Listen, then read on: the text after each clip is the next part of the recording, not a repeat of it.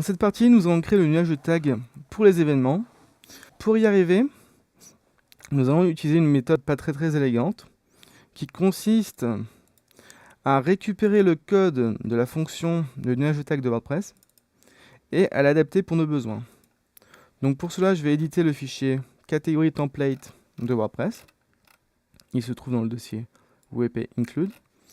Je vais récupérer les deux fonctions WP tagload et WP generate tagload, que je vais copier-coller dans mon plugin. Hop. Je vais renommer ces fonctions event tagload et event generate tagload. Je vais modifier la première fonction pour qu'elle utilise ma fonction event generate tagload. Au lieu de récupérer les tags de WordPress, je vais récupérer les tags des événements. Donc pour cela, je vais ajouter la variable globale des event tags.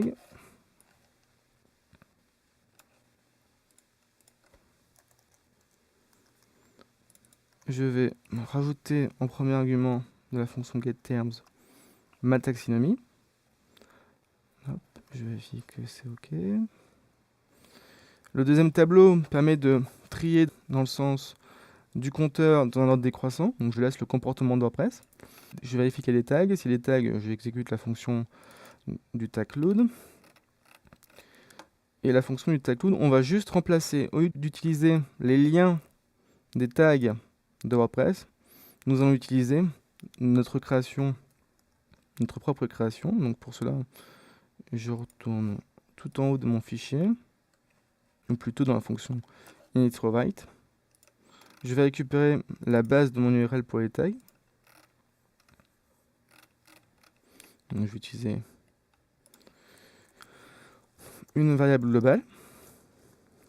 Au lieu d'utiliser la fonction getTagLink, je vais la remplacer par ma base. Hop, je retire la parenthèse. Je garde la même logique que WordPress, donc en fait qui va compter le nombre max et le nombre minimum d'utilisation, puis qui va trier et qui va générer la sortie. Donc ici, je ne vais pas modifier, je vais juste modifier la classe de sortie. Je vais mettre event tagload et le filtre. Donc encore une fois, c'est event tagload et j'en ai oublié un ici. Hop, le filtre.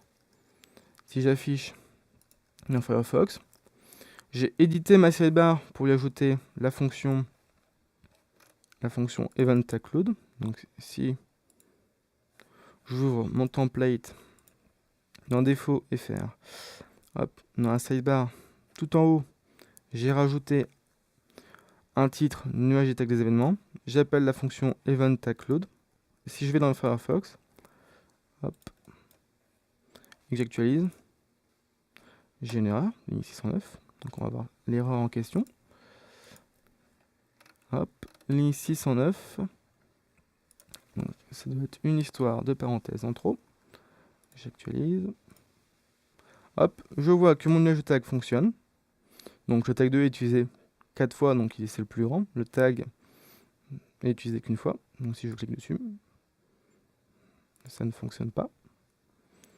Alors je vais contrôler mon code.